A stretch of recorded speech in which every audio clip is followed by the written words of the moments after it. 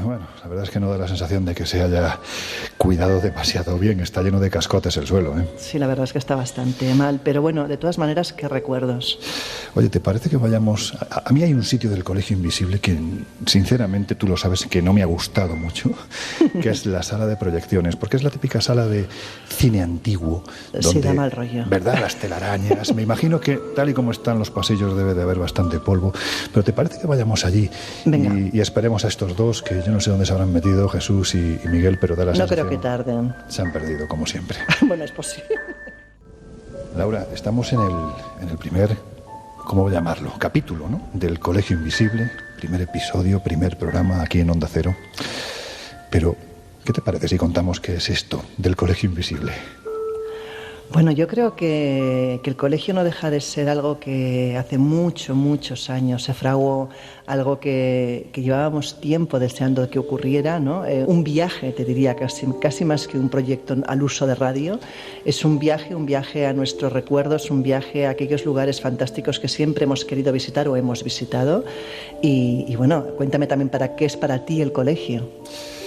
Pues es viaje, aventura, misterio y sobre todo compartir muy buenos momentos con un equipo de personas absolutamente únicos y única. El Colegio Invisible es un viaje constante en el que, bueno, intentamos, en otras etapas, ¿verdad? Intentamos que quienes estaban al otro lado, decíamos siempre, de lo que fuera, bien fuera de, en este caso, de los micrófonos de Onda Cero, en otros casos de la tablet, del teléfono, pues que vivieran con nosotros lo que nosotros mismos vivíamos cuando íbamos de viaje, que supieran que hay lugares únicos en los que la historia, el misterio, la leyenda, el mito se puede llegar a palpar. Y eso, ahora, pues lo transportamos, jugamos con nuestra particular máquina del tiempo y nos venimos de nuevo para abrir las puertas después de un tiempo que ha estado un poquitín cerrado, porque decimos siempre, ¿verdad, Laura?, que a veces es necesario marcharse para poder regresar. Así a veces hay que dar un paso atrás para dar luego una carrera para adelante. Y aquí estamos, ya con ganas de llevaros a todos y todas los que estáis al otro lado, evidentemente, de estos micrófonos, para llevaros a lugares inimaginables, con historias difícilmente igualables. Pero fíjate, me da la sensación, espero que sean ellos, Laura, se oyen ya por ahí unas voces por el pasillo, sí, que creo seguramente... que sí que son ellos. ¿Son ellos, tú crees? El largo de la isla son 24 o 25 kilómetros aproximadamente. Laura, son ellos. Sí, definitivamente. ¿Qué tal, no creo chicos? Que ningún... Pues discutiendo. Discutiendo. Sí. Bueno, ¿cómo estáis de nuevo aquí en el Colegio Invisible?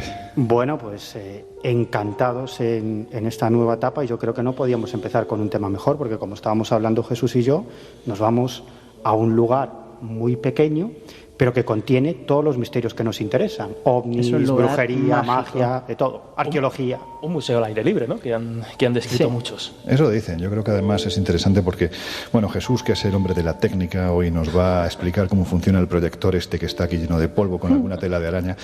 Seguramente tú sabrás hacerlo funcionar, porque sí vamos hoy desde el Colegio Invisible, antes de empezar esta secuencia de viajes que vamos a hacer semana tras semana, vamos a estar en diferentes partes del planeta para contaros precisamente los misterios que podemos encontrar en estos lugares. Habrá muchas sorpresas, pero tú que sabes de esto de la proyección, ¿qué os parece si repasamos un viaje que ya hicimos hace unos años, precisamente a ese lugar del que estamos hablando, a la isla de Pascua? Qué sitio más fascinante, ¿verdad? Es un lugar mágico donde los haya. Bueno, es un lugar en el que tenemos prácticamente todo. Eso que le gusta tanto a Lorenzo, que es la arqueología, los misterios de las civilizaciones desaparecidas, y eso que le interesa tanto a Laura, que es la conexión con los espíritus, y luego lo que nos interesa a Jesús y a mí, que es el tema ovni, que también hay. Sí, claro. Al final esto confirmaría casi la regla de que puedes lanzar un dardo a cualquier lugar del planeta, en este caso la isla de Pascua, y hasta allí encontrar testimonios, quizá fuera de contexto, pero que interpretados con los ojos, pues, de los que estamos interesados en el fenómeno, pueden... Ya empieza, fuera de contexto. ¿Tú te crees? Bueno, ya empezamos. Laura, pon paz. Y no le hemos dado el play Déjalo. todavía. Bueno, pues tú que eres el jovencito y sabes cómo funciona esto, si te parece, dale al play, porque lo que vais a oír es un buen ejemplo de lo que os vais a encontrar en próximas semanas. Venga, pues le doy. Todo misterio tiene necesariamente una explicación, y lo que hoy es un enigma, con el tiempo dejará de serlo. Pero no creo que eso suceda con la isla de Pascua. Llevamos casi un siglo de investigación por parte de los más eminentes arqueólogos y antropólogos, y el resultado son conjeturas, teorías, especulaciones. certezas ni una sola.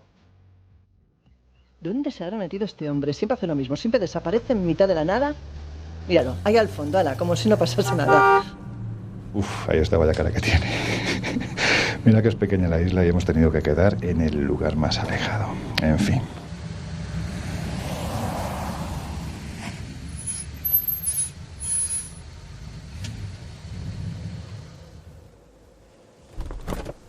Hola. ¿Qué? Que llevas mucho tiempo esperando, ¿no? Bueno, pues... ¿A ti qué te parece? Ya me imagino por la cara que tienes, pero en fin. Es que sabes lo que me ha pasado, que viniendo precisamente de la capital, bueno, es que es la única ciudad que realmente tenemos aquí en Isla de Pascua, me he encontrado por el camino con un montón de caballos que, oye, qué bonito, qué maravilla. ¿Dónde están Jesús y Miguel? Pues no sé, otros dos que van por ahí por libre. Oye, de todas maneras, vamos a pasar noche aquí, porque esto sin luz tiene que ser, vamos, precioso, ¿no? Sí, además, mira, ahí al fondo se ve el Ajo Tongariki. Ahora explicaremos qué es eso. Pero, sinceramente, Laura, quienes ya saben de qué va esto, saben perfectamente que tú eres una persona que no tiene miedo, pero sabéis que yo, particularmente, bueno, pues intento enfrentarme a mis particulares temores como persona cobarde que soy, viniendo a los lugares donde dicen que ocurren cosas raras. ¿Qué quiero decir con esto? ¿Tú estás segura de que quieres pasar un rato de noche aquí? ¿Tú sabes lo que cuentan de este lugar? Pues no lo sé, pero diciéndomelo así seguro que no es nada bueno. A ver, ilumíname. Pues mira, voy a ser breve porque ya veo luces ahí al fondo. Mira, hace unos años tuve la oportunidad de viajar hasta este lugar con un queridísimo compañero, productor de televisión, Juan José Revenga. Y llegamos aquí a las 12 menos 5 minutos de la noche. Bajamos del jeep, nos acompañaba por aquel entonces Matua Tuki, que era un pascuense de 2 metros tipo Rambo, un hombre bastante cuadrado, pero ya nos dimos cuenta de que según íbamos avanzando, y sobre todo según iba avanzando el reloj, este hombre empezaba a temblar como un flan. Bueno, pues cuando llegamos a este lugar, nos explicó que a partir de las 12 los pascuenses auténticos no salen. ¿Por qué? Porque es el momento en el que salen unos demonios de los que más adelante vamos a hablar, y es cuando te los puedes llevar colgados.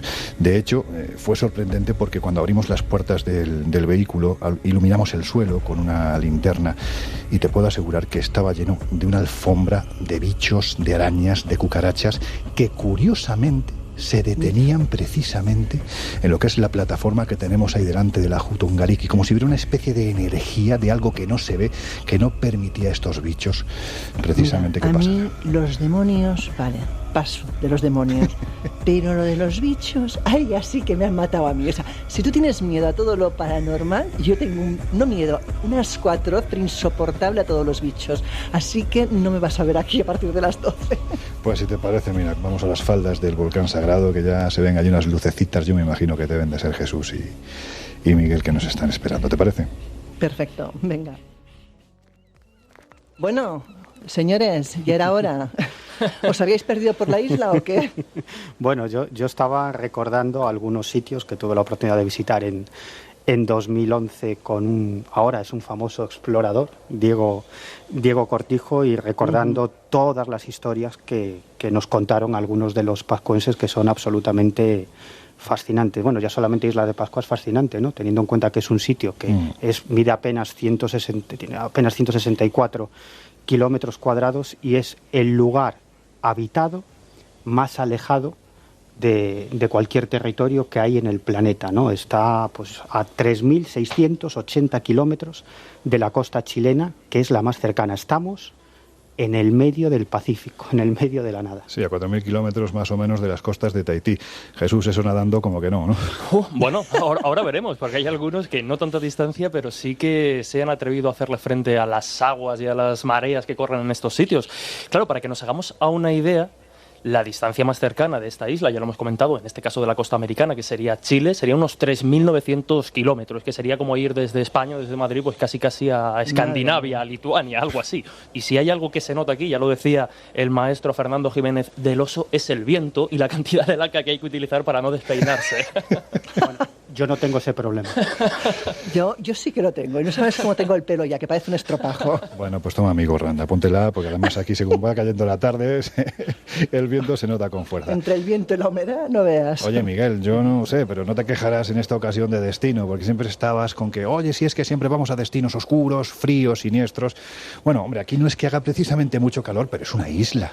Sí, una isla hombre. llena de todo tipo de bellezas paisajísticas. Sí, claro, de bellezas paisajísticas y de ovnis.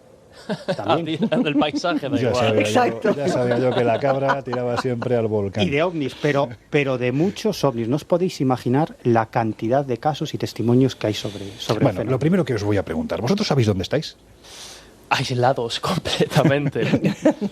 Pues mirad, os voy a dar los diferentes nombres que ha tenido esta isla. Por ejemplo, en el siglo XVII, los corsarios de Edward Davis, que eran una panda sanguinaria terrible, a pesar de que el barco en el que viajaban se llamaba La Delicia de los Solteros, imaginad, ¿no? Bueno, pues Ostras. ellos se quedaron fondeando aproximadamente a 2 millas de Isla de Pascua. Y si no se atrevieron a desembarcar, ¿sabéis por qué fue? Porque vieron unas figuras muy extrañas que parecían crecer del suelo. Si esa gente hubiera desembarcado, seguramente hoy, si ya quedan pocos descendientes de los nativos pascuenses de aquel tiempo, seguramente hoy ya no quedaría directamente ninguno. Bueno, pues en el siglo XVIII llega el almirante holandés Roggeveen y es cuando le llama Isla de Pascua. A los españoles, con Felipe González de Aedo, le llamaron Isla de San Carlos en homenaje al rey Carlos. Sí. También los franceses le llamaron Teapi, la Nueva, o Baijú. Los angloparlantes hoy en día la conocen como Easter Island y, sin embargo, hoy es llamada Rapa Nui, la Isla Grande. Sin embargo, a mí el nombre que más me gusta, que es una auténtica pasada, es Maraquiterangi, los ojos que miran al cielo. No sé si para buscar los ovnis que decía Miguel, pero sí seguramente tiene mucho que ver con estas figuras que, como decíamos anteriormente, parecen crecer como pepinos gigantes, especialmente de algunas partes Sí. de la isla. Bueno, yo creo que es el gran misterio de la isla. ¿Qué demonios son esos moais? Que además hay que decir que todo el mundo se preocupa por el asunto de los moais, es lo que llama la atención, pero en realidad yo creo que más misterioso todavía que los moais son los ajus, es decir, las plataformas de piedra sobre las que se asientan, porque hubo una determinada época de la historia de Pascua en la que los propios pascuenses se dedicaron a destrozar y a remover los moais. Por lo tanto, luego se recolocaron los moais y no todos ellos sobre los ajus correspondientes, sobre los ajus en los que estaban primigeniamente, ¿no? Por lo tanto, yo creo que muchas veces lo verdaderamente interesante son los ajus. Sabéis que hace algún tiempo un antropólogo que vive en Pascua la mitad del año, 6 meses, y un arqueoastrónomo español realizaron un estudio fascinante sobre los ajus y descubrieron que estaban vinculados a las Pléyades y a Orión, nada más y nada menos. Es decir, que los pascuenses tenían unos conocimientos astronómicos absolutamente sorprendentes. Claro, es cierto, iba a comentar justo lo que estaba diciendo Miguel, ¿no? El enigma prioritario serían los moai, los aju en este caso, esa plataforma donde se depositan, pero lo cierto es que, lógicamente, ¿no? Y lo iríamos comentando, hay muchos más restos arqueológicos en Pascua, nos encontramos petroglifos, nos encontramos incluso referencias precisamente a esos conocimientos astronómicos. Muchas veces, ¿no? El conocimiento popular de esta isla se limita a esas grandes representaciones, pero hay más misterios que iremos desgranando y paseando Pero por ellos. no podemos escaquearnos. Es decir, vamos a tratar de explicar qué demonios son esos moais y qué representan, porque yo creo que es el gran misterio. Vamos a Al menos intentarlo. lo que hasta ahora se conoce. Claro, sí. Claro. Laura, dicen que Pascua es uno de los... Ahora iremos un poquito más adelante a ello, pero dicen que Pascua es uno de los puntos... Si tuviéramos que hablar o que creer en eso que se llaman energías, dicen que sería uno de los puntos más potentes de este planeta, ¿no? Es, de hecho, uno de los puntos más potentes de este planeta y la teoría dice, al menos los nativos, los chamanes nativos, yo tuve la suerte de estar aquí acompañada de un chamán de la zona y él me explicaba, por ejemplo, que Rapa Nui es una isla que está conectada energéticamente con varios diversos puntos en el mundo. A todos esos puntos se les denomina ombligo del mundo. De hecho, en Rapa Nui hay uno del que hablaremos luego, ¿no? Sí. Y sí, efectivamente son como puertas dimensionales, como conexiones astrales entre puntos energéticos de la Tierra, del planeta. Miguel, no has dicho nada. De verdad, vaya cielo, ¿no? Mira hacia arriba. ¿Qué te evoca este cielo, Miguel? ¿Qué te evoca este cielo? Pues me evoca, en primer lugar, que somos absolutamente nada, que nuestro planeta Tierra es la nada dentro de la inmensidad del universo. Pero nosotros 4 somos una nada con mucha suerte, porque mira dónde estamos. Sí. La verdad es que es todo un lujo estar aquí. Claro. Sí. ¿Me vas a preguntar por ovnis, sí o no? Sí, no, claro. Si es que si te pregunto por el cielo, en tu caso está claro a dónde voy. No, a ver, no tenemos, yo creo que no tenemos tiempo para contar demasiadas cosas, pero me voy a centrar en una anécdota, simplemente. Cuando pisé Pascua por primera vez con Diego Cortijo y otro grupo de gente, el primer sitio nada más aterrizar en la isla de Pascua que visitamos fue la aldea ceremonial de Orongo, donde se hacía la famosa competición del hombre pájaro, que ya hablaremos posteriormente sobre ello. Sí. Habrá muchos viajes para poder llegar a eso. Sí hay tiempo. Y bueno, había pues un guía oficial que nos mostró los restos de esa aldea ceremonial, nos explicó algunas cosas y en un momento determinado, casi cuando había acabado la visita, yo me dirigí a él y le dije, oiga, ¿le puedo hacer una pregunta que no tiene mucho que ver con lo que nos ha contado? Y ya algunos de los que estaban a mi alrededor dijeron, vale, ya le va a hacer la pregunta, nos largamos, qué vergüenza. Sí. Y yo le pregunto, oiga, un poco cohibido, ¿por aquí usted no habrá visto, alguien no le habrá contado sobre luces extrañas en el cielo? Y este hombre se me quedó mirando y me dijo, hombre, luces extrañas, no. Ahora, ovnis se ven un montón, ¿no? Claro. Es que me lo estaba imaginando, de verdad. Y realmente me contó que allí mismo, en la aldea ceremonial de Orongo, pues muchas veces habían visto como bolas de luz salían del mar, incluso se introducían en un cráter que está cerca de la aldea. Incluso me decía que algunas personas acampaban, precisamente algunos pascuenses, cerca de allí para contemplar cómo esos ovnis entraban y salían del mar y también del cráter. Laura está sufriendo, Miguel, está sufriendo mucho, lo ves, ¿no? ¿Sabes por qué? Porque él está pensando, tengo muchos testimonios. Y no tengo tiempo. Y no hay tiempo porque, de hecho, Pascua es un lugar al que, lógicamente, vamos a volver en un futuro. Lógicamente, pero también decimos nosotros en el Colegio Invisible que la fuerza de un periodista no vale absolutamente nada si no se puede demostrar con la fuerza de un testimonio. Y Miguel tiene testimonios, como se dice en mi tierra, a cascoporro. Pero en fin, Laura, vamos a los inicios, al menos al momento en el que la isla ya ha sido colonizada y se ubican en ella los principales lugares sagrados. Ahora mismo, ¿dónde estamos y por qué es importante este volcán, más conocido como Rano Raraku? Pues mira, este volcán, que además tiene la característica de que en su interior hay una laguna preciosa, lo es. Posee, la verdad, gran parte de la historia de esta isla, porque era la principal cantera, si no la única casi, de donde salieron la mayoría de moais que podemos ver distribuidos por toda la isla. De hecho, en su ladera exterior podemos ver el moai más grande que hay en la isla, que es el Tetocanga. Y además podemos ver que en su ladera hay también pues trozos de los moais más antiguos probablemente de la isla, algunos que están incluso poco definidos y que no fueron realmente ni tan siquiera extraídos de la piedra al 100%, o sea que continúan ahí yaciendo en el suelo. Cuando hablamos del gran moai... Hablamos de 22 metros, nada menos. 22 metros de bicho, con lo cual estamos hablando de muchísimas toneladas de peso. 220 o así, creo que calculaban, o sea, una barbaridad. Claro, esto es una de las cosas que luego abriremos, una de las incógnitas de cómo se transportaba esto, porque realmente el peso de estos bichos era enorme. Porque en este caso además no llegó a ser desplazado del lugar de la cantera madre, lo que también nos da un poco la idea de cómo ellos iban puliendo este tipo de figuras, ¿no? Bueno, claro, las iban tallando poco a poco en la misma ladera, luego las acababan de cortar y luego ya venía el traslado de ellas. Si ahora mismo tuviéramos que hacer un balance de la cantidad de moais que hay en la isla ya descubiertos, ¿de qué número estamos hablando? Pues mira, estamos hablando más o menos de algo más de 900 moais, que se dice pronto, teniendo en cuenta más que estamos en una isla y una isla de unas dimensiones tampoco demasiado grandes. Decimos también que dentro del conteo se incluyen los que no están terminados, eso también tengámoslo claro, y también aquellos que han sufrido un cierto deterioro con los años, que los hay, y algunos destruidos por guerras o por ataques de los propios nativos incluso.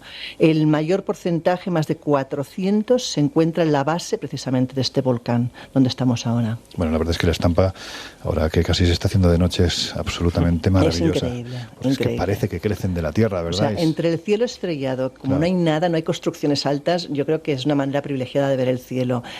Oír el agua del mar cerca. el brillo de la laguna y los moais, la verdad es que la estampa es, vamos, increíble. Lo que sí se ve desde aquí arriba es perfectamente el Aju Tongariki. Son esos 15 moais que están sobre la plataforma, sobre el Aju, la plataforma supuestamente funeraria. Es una de las estampas más típicas de Isla de Pascua. Están mirando hacia el interior de la isla, pero Miguel, ¿todos miran al interior de la isla? No, todos no, pero la mayoría sí. De hecho, en la cultura popular está la creencia de que en realidad los moais están mirando hacia el mar, hacia el Pacífico, y no es así. La inmensa mayoría de los moais están mirando hacia el interior de la isla. Solo hay un ajo, el Ajo Akibi, que está cerca de la costa y en el que hay 7 moais que sí están mirando hacia el mar.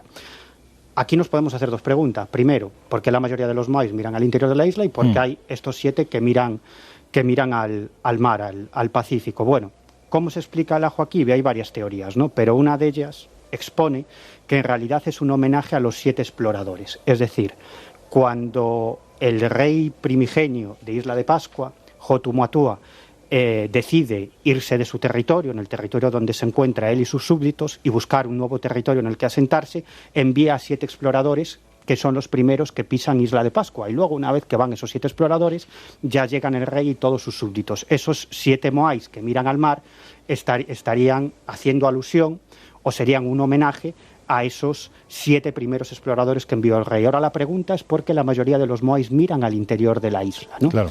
Aquí nos podemos ir al ámbito legendario. Hay una leyenda muy extendida que dice que el artesano de ese primer rey de Pascua, Hotumatua, era acosado por el espíritu de su padre, y que lo acosaba durante el día, incluso durante la noche, introduciéndose en sus sueños. Este hombre estaba completamente consumido, a punto de perder la vida. Se lo contó al rey Hotumatua y le dijo: oye, pues consulta al gran chamán, al gran sabio. Jaumaka se llama. Jaumaka, efectivamente. Y este le dijo: mira, lo que tienes que hacer es construir una figura de tu padre de roca volcánica y poner esa figura de tu padre frente a tu vivienda, donde tú resides.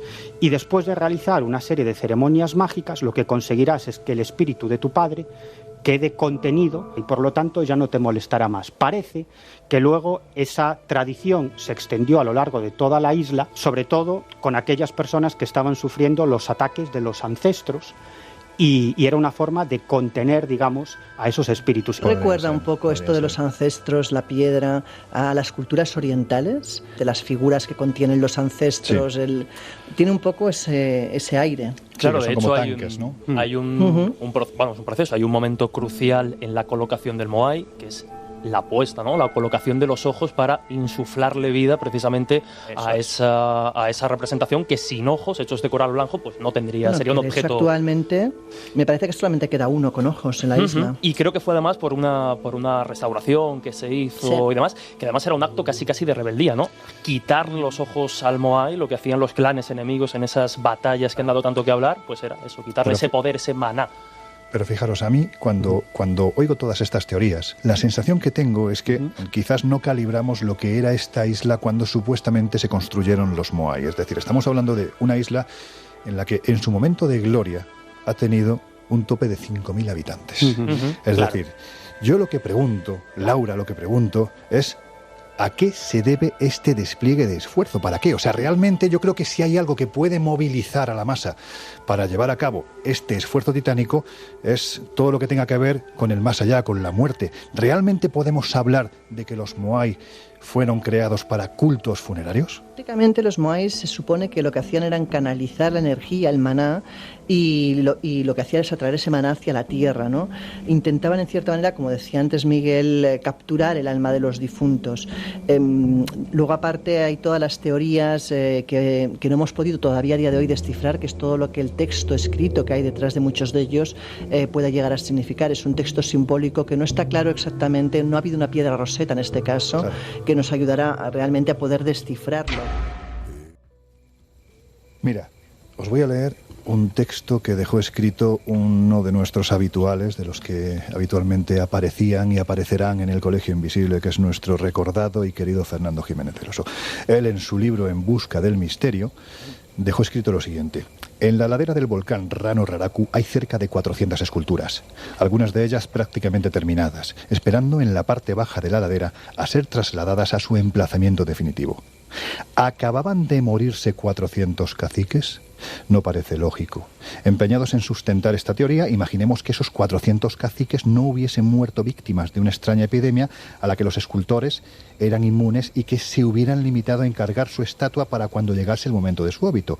La deducción inmediata es que, habida cuenta de la capacidad demográfica de la isla, repito, en tiempos de bonanza contó con algo más de 5.000 habitantes, a cada cacique le correspondían como mucho 10 o 12 súbditos, lo que por mucha imaginación que le echemos al asunto, decía Fernando Jiménez del Oso, resulta un disparate.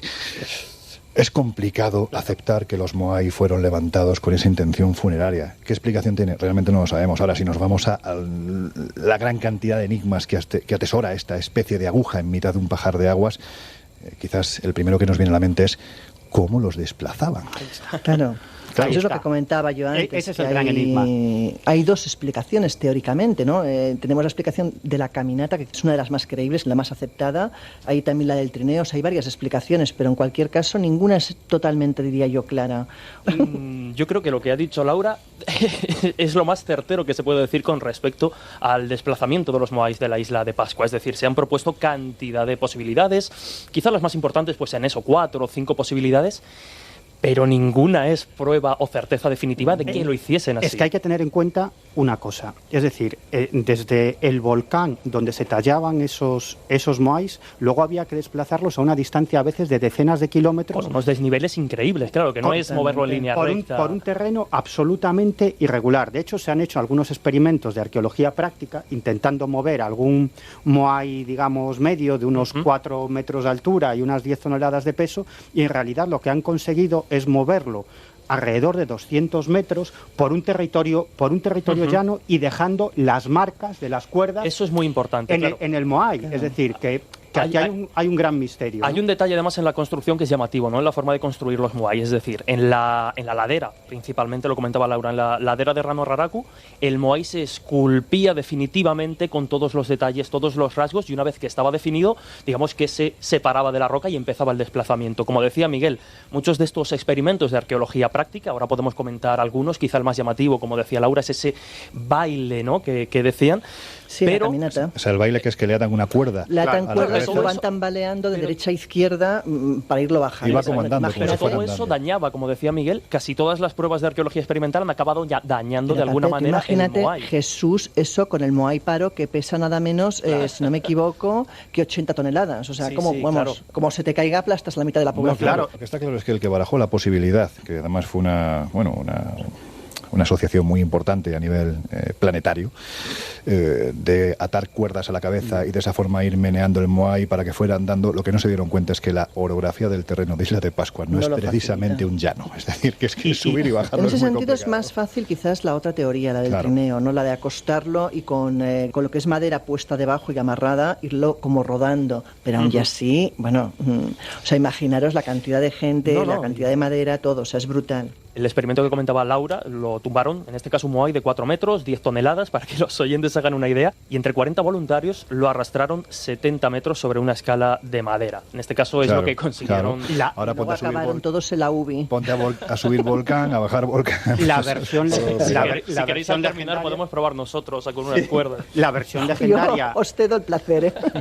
en Pascua es que esos moais se desplazaban por una fuerza sobrenatural llamada maná. Luego hay un aspecto, Sí, el maná. La magia, esa es la parte mágica. La parte Claro. mágica. Pero luego hay un Comentaba yo aspecto- antes, el alma, el maná. un aspecto muy curioso de los moais. Si os dais cuenta, por algunos de los caminos hay moais tumbados, es decir, moais abandonados que se abandonaron en medio de ese desplazamiento desde la cantera a los ajus, y están boca abajo. Es decir, como si esos moais se movieran no en posición horizontal, como dicen las teorías ortodoxas, sino en posición vertical, y los empujaran hacia adelante. Por eso están tirados boca abajo. Eso hay que tenerlo muy en cuenta, ¿eh? Bueno, eso También recuerda un poco también a Egipto. Egipto, acordaros que la teoría es un poco la misma, cómo movían según qué bloques. O sea, Bueno, estamos un poco en la Y misma ya que lo dices, tesitura. Laura, tenemos en Asuán precisamente iba a decir el gran moai, en este caso el gran obelisco, ¿no? Que tampoco No, fue levantado de la efectivamente. cantera porque se partió, pero es que estamos hablando de una pieza de un tamaño absolutamente descomunal, incluso más grande que el propio gran moai. Por lo tanto, ahí o esa gente utilizaba, como dice Miguel, el maná, la fuerza energética, o hacían magia de algún tipo, si no, Nosotros, desde luego, no sabemos qué técnica tenían para poder desplazarlo. Es verdad, es que, insisto, podríamos comentar varias y dar los detalles, pero ninguna certera a día de hoy. ¿No tenéis la sensación que entre el pasado y el presente hay un gap histórico? Como hay una especie de isla perdida de información, de tecnología, de información, de diferentes cosas, algo como que se ha perdido con los años, como si hubiera una laguna. Hay quien habla de islas perdidas y otros hablan de otro tipo de islas más físicas también perdidas. Pero si os parece lo vamos a dejar ahí, porque yo creo que si hay uno de los aspectos más alucinantes que tienen que ver con Isla de Pascua, pues es precisamente la mitología, ¿no? Si os parece, podemos comentar, ¿no?, de sus ritos, de sus fantasmas, de sus dioses y, lo más interesante, de sus demonios, porque los Aku Aku, ¿quiénes son? Uy, me ha salido muy andaluz, ¿quiénes son? Son unos demonios nativos precisamente de esta cultura de Pascua, que se supone que además, a partir, como decías al principio del programa, a partir de las 12 de la noche se te pueden rapar a la espalda. Y como eso ocurra, ya puedes entrar en tu casa de espaldas precisamente para evitar que entren contigo dentro de lo que es el hogar. Son peligrosísimos. De hecho, los propios nativos les aterroriza el tema de los Aku Aku, les aterroriza lo que puede conllevar, y como decías, los auténticos nativos no salen de casa a partir de ciertas horas de la noche. ¿Te acuerdas que te contaba al principio de este viaje, aquella noche, 12 de la medianoche, con Matua Toki totalmente asustado? Bueno, pues él no hablaba precisamente de estos Aku Aku, ¿no?, de esos demonios, y él nos dio esa pauta. Evidentemente te puedes hacer a la idea, también lo decimos por si alguien va a Isla de Pascua, pasada las 12 de la noche, colóquense bajo el dintel de la puerta, de espaldas, y entren de esa forma a la habitación, porque como se te cuelgue la Aku Aku, aquí la creencia dice que no se te suelta en la vida y te puede hacer pasarlas de Caín. En fin, que seguramente, yo estoy convencido, que si hay casos de aparición de Aku Aku, si alguien los ha rescatado, ese es el gran reportero que además rima, Miguel Pedrero, ¿no?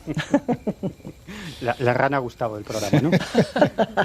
Bueno, en realidad, en el primer viaje que hice a Pascua, con Diego Cortijo y otra gente, sí recuperamos varias historias de barúas o Aku Aku. Para los pascuenses, los barúas son los espíritus de los ancestros que han roto o han contravenido un tabú importante y por lo tanto son condenados a vagar como espíritus errantes para la eternidad. Y estos espíritus errantes atacan a aquellas personas, a aquellos pascuenses que en vida rompen los tabús, rompen las normas tradicionales. Y los pascuenses lo que nos explicaban es que con la llegada de la vida moderna a Pascua, prácticamente todo el mundo rompe los tabús diariamente. Por lo tanto, los barúas, los espíritus ancestrales, son más agresivos que nunca. Recuerdo el caso de un Rapa Nui, del que me he traído algunos sonidos. Sí. Ya me extrañaba a mí. Sí.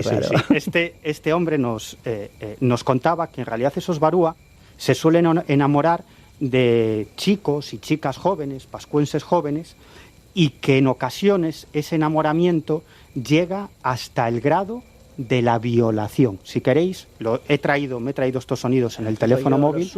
Los incubos y... Algo así. Una cosa parecida. Claro. Sería algo así. Si queréis lo escuchamos, como nos lo contaban. ¿Pero dónde? ¿En ese teléfono? ¿Sinceramente tú crees que eso va a funcionar?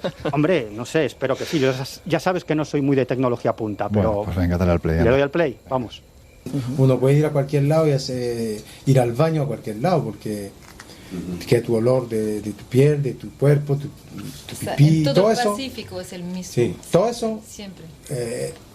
es un olor que es para ellos algo nuevo y te siguen en la noche y a veces te violan. Es decir, los espíritus que yo hablo de 3 mujeres que viven en la Perú, toda la isla entera está violada por esa mujer. Sí.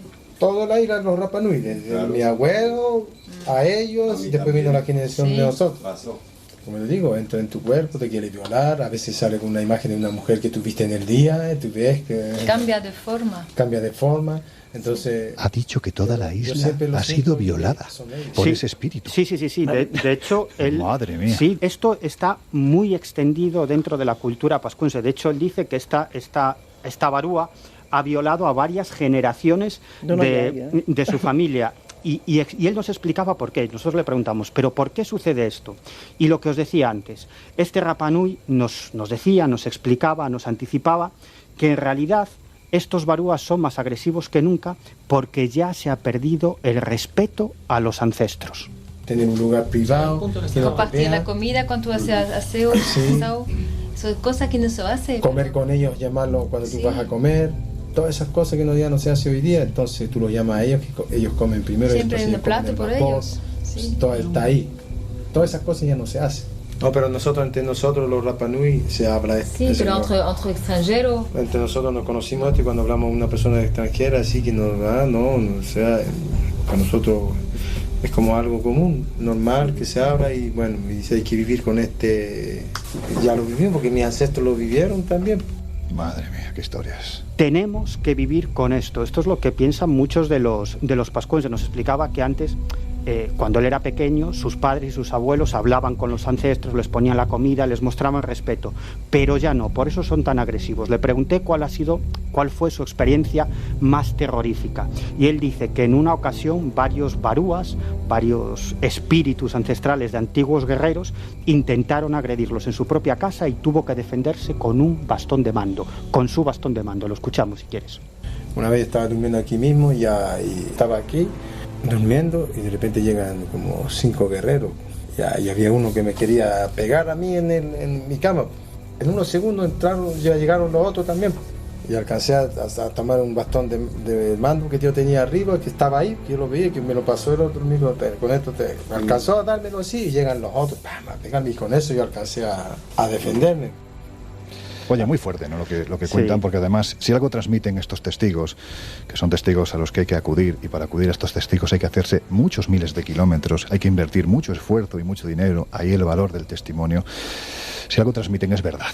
Claro. Es su verdad, que entiendo que es la verdad, porque creo que nadie se arriesga a contar algo así. No, y sobre todo no se lo cuentan, o no, lo hablan entre ellos, pero claro, no lo suelen contar a los extranjeros. En este momento, como vieron que estábamos interesados por ese asunto, que eran receptivos, pues nos empezaron a confesar una serie de cuestiones que solamente se cuenta entre ellos. Y ellos vivían, y son muchos los pascuenses, te diría que la inmensa mayoría, que viven con eso, con los atacos de los barúas, y forma parte de su vida diaria, de su día a día. No lo ven como algo extraordinario, sobrenatural, como lo podemos contemplar nosotros.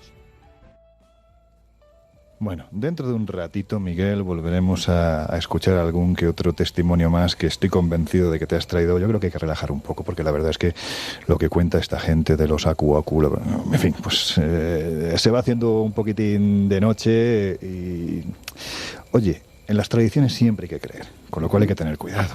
Si te parece, vamos a hablar, ¿no? Yo creo que estaría bien, puesto que esta es una isla pequeña, pero cargada de enigmas, podríamos, por ejemplo, hablar de cuándo llegan los primeros descubridores y de repente se encuentran aquí a gente con rasgos indoeuropeos. ¿Cómo es posible eso?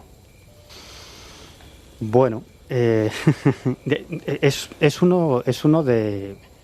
un gran enigma que hay alrededor de Pascua. Aquí, quizás por esa teoría según la cual los primeros pascuenses, de donde provenían, era de América. De América. Sí, pero aunque realmente no eran americanos, eran los viracochas, los dioses blancos que adoraban ciertos pueblos precolombinos. Claro, es que los viracochas no eran americanos. Eso es. Venían de las estrellas. Bueno, dicen las tradiciones. Bueno, las tradiciones dicen que vienen de las estrellas, pero claro, hay arqueólogos y antropólogos que opinan que en realidad eran navegantes de determinados pueblos del norte de Europa que llegaron hasta América, entablaron contacto con los americanos, con determinados grupos precolombinos, y que incluso algunos de esos viracochas fueron representados en paredes, en pirámides de pueblos como los aztecas o incluso los mayas, y en realidad esa representación es de unos seres e incluso barbados, ¿no? Y estos antropólogos y arqueólogos defienden que quizás estos viracochas, después de llegar a América, siguieron navegando hasta alcanzar Isla de Pascua, y allí pues se habrían unido con los pascuenses, y su descendencia tendría quizás esos rasgos indoeuropeos. Mira, yo tengo otra teoría, pero te la voy a comentar después. Vale. Y además ahora me voy a meter en un berenjenal, porque imaginemos por un instante, aunque es claro, es que hay muchos temas, ¿no?, que tocar, y yo creo que tendremos tiempo a lo largo de esta temporada. Pero a mí se me ocurre, por ejemplo, pensar que los templarios efectivamente en algún momento de la historia llegaron a viajar a América. Gente barbada, vestida con unas características muy especiales. Si uno va al Museo de Antropología e Historia de Ciudad de México, se va a dar cuenta de que la representación de los dioses prácticamente son caballeros barbados con armadura. En fin, quiero pensar eso, pero hay un enigma, Laura, hay un enigma dentro de las primeras poblaciones que hubo aquí en Isla de Pascua, poblaciones nativas, ¿no?, que eran los llamados orejas largas y orejas cortas. ¿Quiénes eran estos? Bueno, la teoría dice, que hemos comentado también anteriormente, de que Isla de Pascua pudo estar poblada por más de una vía. Es decir, la primera teoría es que probablemente los polinesios, que tienen un camino quizás más fácil de recorrer, como decía Jesús, que desde Chile, fueron uno de los posibles pobladores de Isla de Pascua. Pero también hay la teoría de que evidentemente desde Chile también pudo llegar gente a esa misma isla. El caso es que se hubieran dado pues dos culturas, dos posibles civilizaciones que se unieron en una sola y que conformaron precisamente pues eso, las orejas largas y las orejas cortas, unos mucho más musculosos, mucho más grandes, con unas orejas más largas, y otros pues de complexión mucho más fina y también con unas orejas más reducidas. Esa es la teoría. O sea, que podemos decir que una era la clase pudiente y la otra era la clase sometida, ¿no? Por decirlo de posiblemente, porque nuevamente siempre que se juntan dos civilizaciones en un mismo enclave, acaba habiendo una sometida a la otra y una que es precisamente pues la pudiente, ¿no?, la que acaba destacando. Hay una fiesta dentro de la historia de Isla de Pascua que seguramente estaría muy vinculada, hay quien piensa que está muy vinculada al por qué, por ejemplo, los Moai del Ajo Akibi están mirando hacia el horizonte y no están mirando como el resto hacia el interior de la isla. Es la fiesta de la elección del Tangata Manu. Esta fiesta siempre se hacía cuando el pájaro fragata, el pájaro sagrado, venía desde el horizonte, ponía su primer huevo, en fin, Jesús. Sí, pues una tradición realmente significativa en lo que tiene que ver con la historia cultural de la Isla de Pascua, porque cuando comienza a realizarse esta tradición del hombre pájaro es en detrimento, en cierto modo, del culto a los moai, es decir, cambiamos un poco esa tradición religiosa de construir moais, vamos a decir, por decir una de las hipótesis, por ese culto a los ancestros o a los jefes de los clanes anteriores a los pascuenses. Pero, claro, es que la historia cultural de Pascua es tan compleja y tan enigmática, en la que nada hay seguro, que es complicado. Pero bueno, Laura, por ejemplo, mencionaba esa famosa leyenda, ¿no?, de los orejas largas, las orejas pequeñas, que podría tener, es verdad que arqueológicamente no. Tú serías de las orejas pequeñas, no por sometido, sino porque tienes las orejas muy pequeñas. No, pero es verdad que esta leyenda ha dado mucho lugar a interpretación de diferentes tipos. Incluso algunos creen que el cambio, como digo, de religiosidad del culto al moai al culto al hombre pájaro podría estar incluso, podría tener relación con esta leyenda, ¿no? Insisto, es verdad que muchos arqueólogos no acaban de confirmarla del todo, porque esa fosa común en la que dicen que entierran a los perdedores no acaba de arrojar todas las cosas que los arqueólogos les convencerían, pero insisto, volviendo a esa tradición del hombre pájaro, es realmente significativa, porque si antes con los moai nos encontramos con una cultura Rapa Nui, podríamos decir politeísta, no eran muchos los dioses o las divinidades que tenían, pero eran 4 o 5, creo recordar, más allá de Makemake, que sería esa divinidad principal, efectivamente, que es la única que quedará en el culto al hombre pájaro. Pues como digo, es significativa porque establece cambios radicales. Si con los moai, como digo, existía ese culto a los antepasados, aquí ya nos centramos en el culto a un único dios, que sería Makemake, que acabaría representado en la figura de ese ganador en la competición que vamos a describir. Pero no solo eso, sino que si antes igual teníamos que irnos a que el jefe supremo de la isla venía por elección divina, era descendiente de Hotumatua, ese primer viajero que llega a la isla por el primer rey, ¿no? Efectivamente, que pertenecería además al clan de los orejas largas, que sería ese clan real que antes comentabas. Primer rey, que lo que dice el mito es que hay un continente inicial llamado Jiva, se hunde en la noche de los tiempos y de ahí tan solo 200 valientes o 200 afortunados se salvan a bordo de una barca que va dirigida por el rey Hotumatua, que acaba encallando más o menos en la costa de Anaquena, que es Pascua. Que sería efectivamente esa playa en la que comienza el desarrollo. Lo de Hotumatua tendría ahí una pequeña discusión. Hay quien dice que puede ser una incorporación del siglo XIX procedente de Tahití, que tenían también un dios cuya pronunciación era muy parecida. Y claro, la tragedia sucedida con los pascuenses sería largo y tendido describirla, pero es verdad que después de tanto sufrimiento, tanto esclavismo, tanta trata y demás, pues acaban perdiendo prácticamente todo el recuerdo de esa cultura. De hecho, tantos enigmas proceden un poco de ahí. Pero como digo, el culto al hombre pájaro, hay quienes quieren ver esa coincidencia con el posible ecocidio, con ese posible colapso ecológico de la isla. Es decir, claro, para transportar tantos moai necesitaríamos mucha madera, mucha cuerda, y puede ser una de las razones de los que defienden que deforestaran la isla. Efectivamente. No se sabe muy bien por qué, esa es la realidad. Comienza a hacerse esa transición del culto al moai al culto al hombre pájaro. Y se van de Serrano Raraku, que ya comentábamos, que nos lo encontraríamos en la parte oriental de la isla, más cercana a esa playa de Anaquena que antes comentábamos, que es donde encallarían los primeros viajeros, y empiezan a desplazarse al oeste de la isla, al extremo oeste de la isla, donde está la aldea de Orongo, que básicamente sería una aldea ceremonial, de la que de hecho se cree que solo vivían o solo la habitaban durante el periodo de este culto al hombre pájaro, que solía ser en septiembre, al inicio de la primavera, de lo que es la primavera en esa parte del mundo, claro está, ¿no? En esos ciclos estacionarios. Bien, pues aquí lo que hacían era seleccionar al que iba a ser Perdona, Laura. ¿Sí? ¿Te has dado cuenta de que todavía no ha empezado a hablar de la fiesta del Tangatama? ¿No? Sí, no, podemos estar esta mañana. Es increíble. La describo muy rápido. Lo que tenían que hacer en esta aldea de Orongo, donde pues prácticamente enfrente tenían el mar con una caída de 300 metros en precipicio, eran que cogían a 4 candidatos. 4 candidatos que eran, pues, precisamente para ser los líderes, el clan en ese momento de la isla, que no eran los que participaban en la competición que requería un esfuerzo físico, sino que estos candidatos, estos jefes de clan, lo que hacían era coger pues a 4 chavales en buena forma física y que compitiesen ellos. Quien ganaba, pues era, por tanto, el premio para el patrocinador, digamos, de este jovenzuelo, que descendía, como digo, a mano, a pulso, qué palabra 300. más anticuada, jovenzuelo. Sí, sobre todo porque es el más joven de todos. Es como de las abuelas. Sí, es que es el más joven de todos, Jesús. Mozalbete.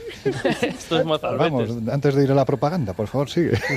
300 metros que tenían que descender en ese precipicio que daba Orongo, cruzar un tramo de mar importante, ya no solo por la distancia, sino por los vientos constantes que comentábamos antes, esos golpes que recibían, había que estar desde luego muy en forma, de hecho. Y los tiburones. Sí, pero fíjate que los tiburones realmente se le ha dado... Que son muy majos, ¿no? Ya. Hombre, no que sean majos, pero es realmente que salvo algunas especies algún concretas... mordisquito, un poquito más, ¿no? No son especialmente agresivas, ¿no? Si no se les molesta. Si no se les toca la aleta, ¿no? Claro. Exacto. Básicamente tenían que recorrer esa distancia a nado hasta ese pequeño islote que hay enfrente de Orongo, recoger el primer huevo que depositaba ese ave sagrada, considerada sagrada por los vascuenses, recuperarlo, no sabía muy bien, pasaban días, ¿no? en ese islote, a resguardo en diferentes cuevas, hasta que conseguían coger ese huevo, volvían a hacer el trayecto inverso que hemos descrito, llegaban a la isla, y el que lo conseguía, pues lógicamente se convertía en ese momento en el líder, ¿no? En el líder espiritual y político de la isla, con una característica muy ¿Durante cuánto tiempo? Durante un año aproximadamente, pero además con una característica muy concreta, y es que al ser esa personificación, esa representación de lo sagrado, ni el mismo líder podía tocarse, con lo cual estaba un año prácticamente recluido, sin lavarse, sin cortarse las uñas, era rapado, le cortaban las cejas, le depilaban también las cejas antes de recluirlo durante todo ese año. Por lo tanto, esa victoria, bueno, no sé hasta qué punto merecía la pena. Sí, es una victoria un poco asquerosa, ¿no? Oye, de todas formas, ¿sabes lo que es? Era alimentado por los propios pascuenses. ¿Sabes, Jesús, lo que es un misterio más grande que los moai de Pascua? A ver. Que tu madre diga que eres una persona muy callada. Será en casa, ¿no? Sí.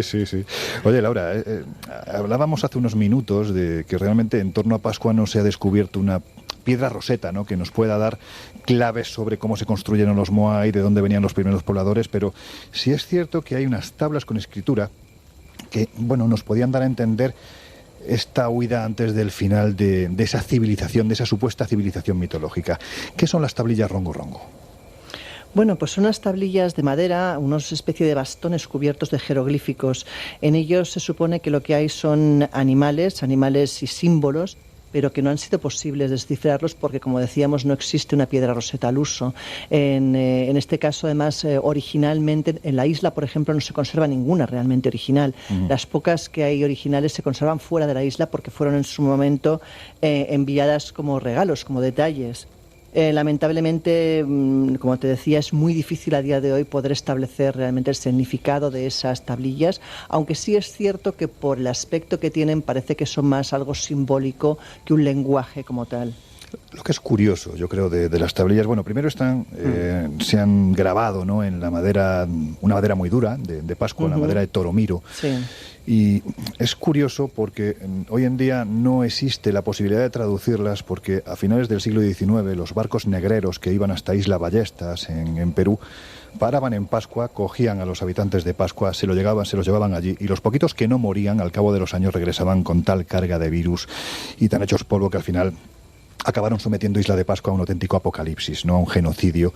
Yo no sé si calculado, pero realmente fue un genocidio. Por eso no podemos traducir estas tablillas de madera. Pero sí es curioso, y aquí voy un poco a lo que antes hablábamos, Miguel, de la posible procedencia.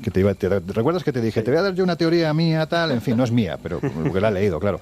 Pero yo creo que realmente los habitantes de Pascua vinieron del subcontinente asiático. De hecho, hace muchos años tuve la inmensa fortuna, en el año 1997, te da un poco la idea de que soy ya muy mayor, tuve la fortuna de, no te rías, Laura, tuve la fortuna de viajar a Pakistán con Fernando Jiménez del Oso y visitar lo que fue una de las grandes civilizaciones del pasado, Mohenjo-Daro. Bueno, pues en Mohenjo-Daro hubo un fraile francés que se dedicó a comparar partes del lenguaje de esta civilización de hace más de 4.000 años con algunos de los símbolos que había en las tablillas rongo-rongo, y llegó a la conclusión de que más de 1.000 símbolos eran prácticamente iguales. ¿Esto significa que los pascuenses procedían de esta parte del subcontinente asiático? Bueno, quizás también lo refrenda el hecho de que, independientemente de cómo fueran vestidos cuando fueron descubiertos por los primeros que llegaron a Isla de Pascua, es decir, por los primeros colonos, es cierto que aquella gente tenía rasgos indoeuropeos. Sí. Yo creo que podríamos tirar de ahí. Pero hay más cosas, ¿verdad, Laura? Vamos a un significado de una palabra que yo sé que a ti se te da muy bien pronunciar. Tepito-jotegenua. ¿Qué significa? No, a mí estas palabras, yo sé que a ti te mola mogollón, todas estas palabras raras, a mí me parecen auténticos trabalenguas, o sea, pero bueno, dicho esto, estamos hablando de lo que ellos denominan el ombligo del mundo. Yo cuando estuve ahí, el chamán, afortunadamente Vini era un chamán local, y cuando se enteró un poco pues de esa sensibilidad que tengo, quizás distinta, me dijo, tienes que ir al ombligo del mundo. Bueno, me explicó la historia. Según él, ese lugar son como una especie de bolas que están como en un centro ceremonial, y según él esa bola, que le denominan el ombligo del mundo, conecta con otros ombligos del mundo que hay distribuidos por el resto del planeta. De hecho, es cierto que lugares, por ejemplo, como el oráculo de Delfos percibe el nombre de ombligo del mundo, que en Rusia hay también una especie como de boquete enorme que la gente denomina el ombligo del mundo, que en Egipto también se supone que hay una especie de centro telúrico que también muchos denominan el ombligo del mundo. Bueno, pues según él, según la teoría que él sostenía, todos estos lugares mágicos están interconectados pues por una especie de energía telúrica que une esos ombligos de forma casi cósmica, ¿no? Sí. El caso es que yo hice el ejercicio, sí. Es decir, me dijo, impon las manos y concéntrate. Dice, si eres sensitiva y más si eres psicométrica, notarás la energía que emana de esta especie de bola. ¿Y qué pasó? Bueno, yo recibí un calambrazo, así de claro te lo digo.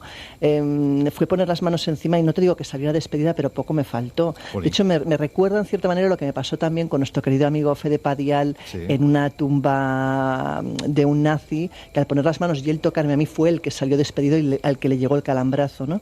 Pues esto fue un poco igual, o sea, algo inaudito, algo que no esperaba realmente que ocurriera, es lo que pasó. O sea, que realmente como si una corriente eléctrica atravesara todo mi cuerpo de un lado a otro y volviera otra vez a la piedra en cuestión. ¿Qué era eso? Pues no sabría decírtelo.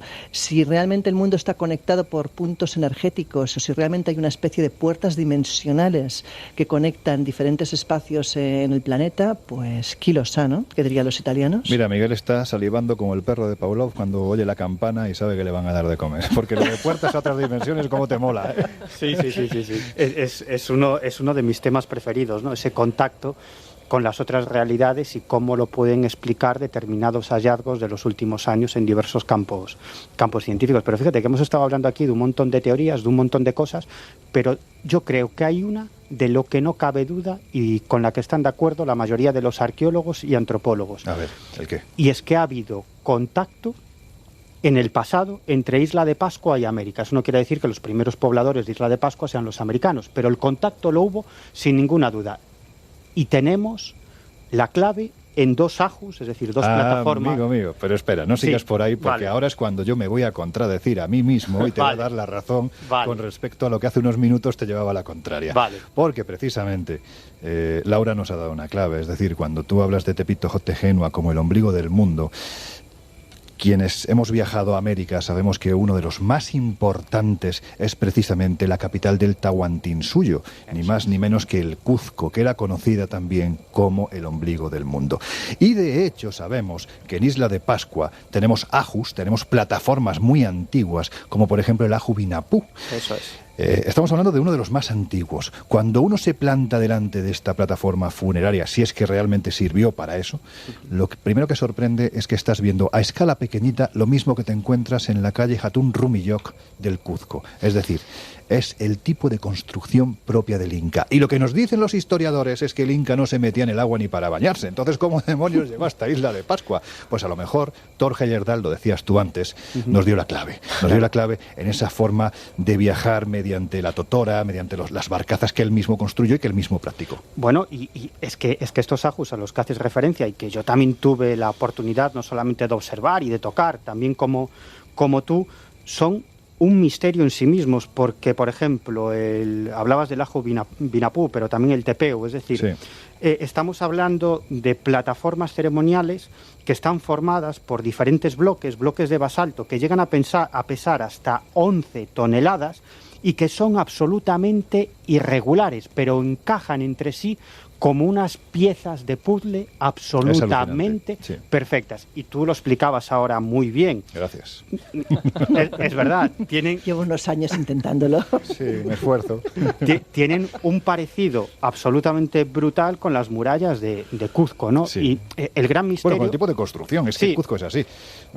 Es que pero ¿cómo pudieron encajar esas piezas? Ay, yo qué sé, ni puñetera idea, claro, no lo sé. Hay una posibilidad, y es que... Bueno, ya estamos aquí razonados, ya estamos. Hay una posibilidad, y es que los bloques lo que hacían, efectivamente, ¿no? Partían de un bloque irregular y, bueno, con una arena bastante capaz de erosionar, ¿no? Frotaban las 2 rocas hasta que, lógicamente, quedaba que encajaba perfectamente. Es decir, la frotación se hacía entre esas 2 rocas hasta que encajaba... ¿Y tú crees que frotando 2 rocas...? Sí, bueno, puede ser. Una roca de 4 toneladas y un pedrusco de 2 kilos, frotando encaja al final. Es más grande el esfuerzo. Frotando encajan muchas cosas. Ya está la otra.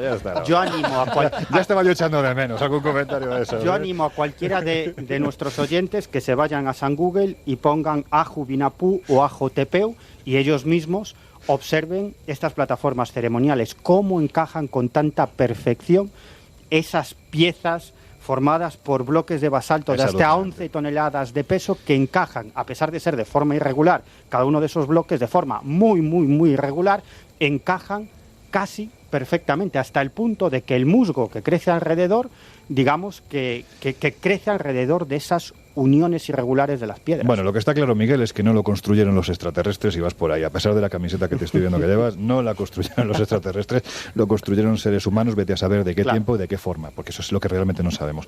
Pero me está extrañando que tú no digas ya de quiero contar más casos. Hombre, no me estabais dando pie, digo, al final se van a tirar. ¿Le damos pie, Laura? ¿Le damos pie? ¿O? Déjale, sí, porque si no luego hay que aguantarle. Bueno, pues venga, mañana vuelvo. No. ¿Qué va? Mira, va a ir mucho más rápido de lo que tú te imaginas. Venga, a ver si es verdad. Antes escuchamos las palabras de un Rapanui que estaba siendo acosado por los barúas, por los espíritus ancestrales. Bueno, resulta que hicimos bastante amistad con este Rapanui y nos presentó a su esposa. Su esposa, en realidad, es una antropóloga belga que estaba realizando su tesis doctoral en Isla de Pascua y se enamoró de este pascuense. Algo que uno puede... Eso suele ser muy habitual. Suele ser muy habitual porque los pascuenses son hombres muy guapos, muy bellos, igual que las pascuenses. Por lo tanto, pues bueno, es habitual que gente muy escultural, ¿no? Sí, que los visitantes pues acaben enamorándose de los pascuenses o las pascuenses. Pero hablando de Moais, tienen que ser esculturales. Evidentemente. Ya me callo. Vale, y a partir de ahí pues inician relaciones, ¿no? Bueno, esta antropóloga belga, absolutamente escéptica y materialista, nos explicaba que desde el primer momento, cuando empezó a salir con este Rapanui, comenzó a observar que en determinados momentos era poseído él decía que por espíritus, ¿no? Aquello, dice, bueno, me llamó muchísimo la atención.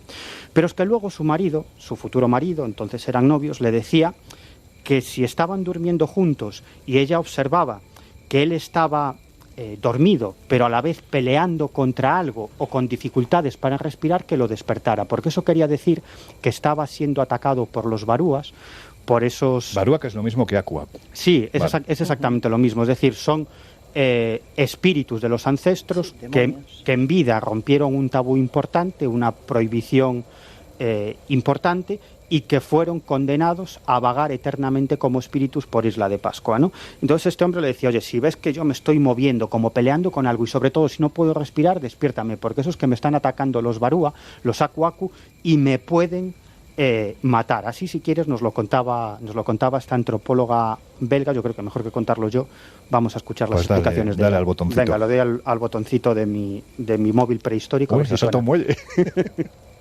Mi esposo está como gritando la noche, como sin aire, poseído, no sé cómo explicar la cosa. Y él me dice, bueno, cuando tengo por favor, despiértame. Pero fue muchas veces. Y bueno, está en una costumbre. Yo dije, él tiene problema de corazón, no sé. Y después me encontré que es un espíritu que entra en su cuerpo.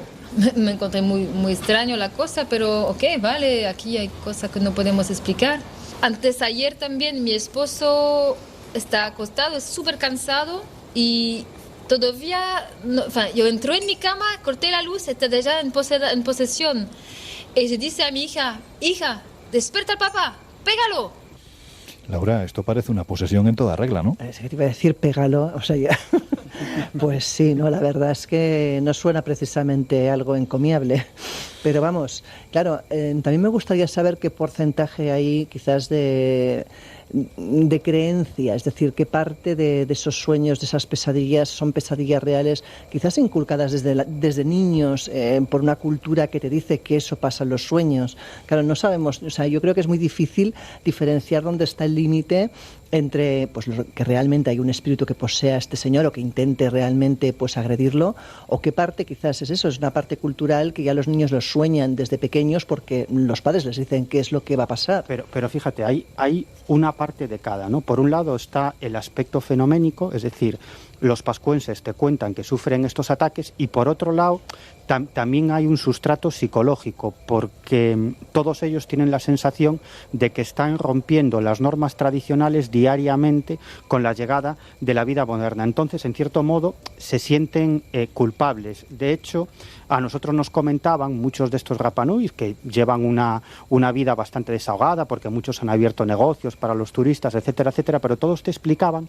que antiguamente eran más felices y no se rompían tabús. Pero si hemos escuchado a esta antropóloga belga contando lo que le pasaba al marido, lo que ya esta antropóloga no se puede explicar es que esos mismos barúas empezaron no a atacar a su marido, sino a atacarla a ella misma. Ahí eso ya me parece más creíble. Es decir, una persona que no ha crecido en esa cultura, que empieza a tener ese tipo de experiencias, ahí me planteo realmente qué es lo que está pasando. Si quieres la escuchamos.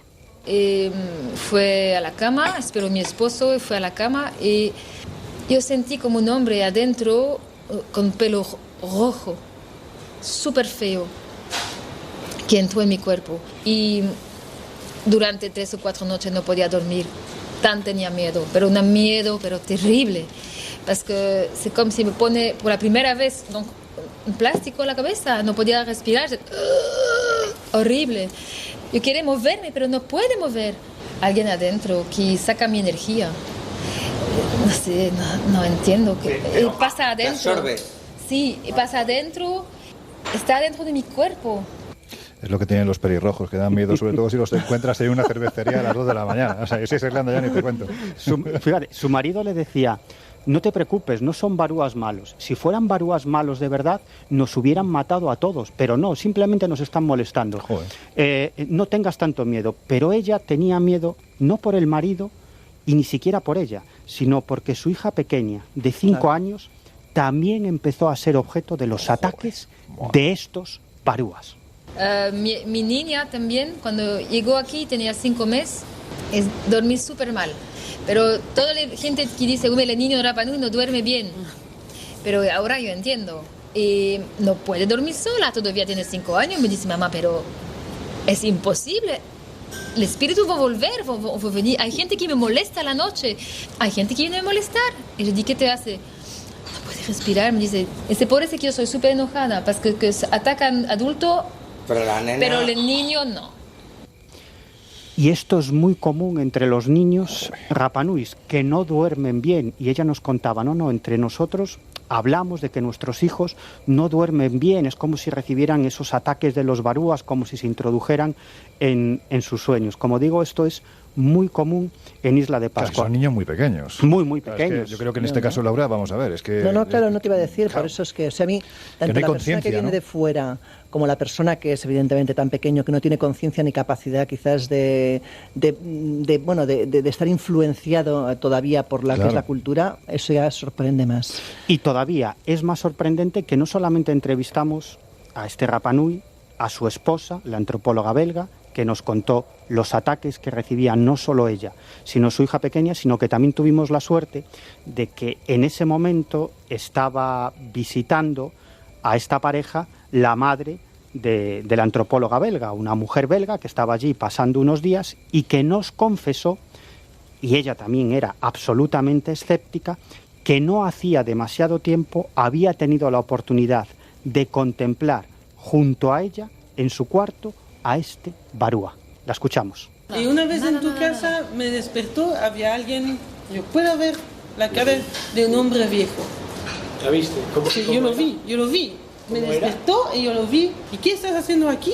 En mi habitación, en mi cama. Yo lo vi. Con pelo largo, un viejo, con un barba.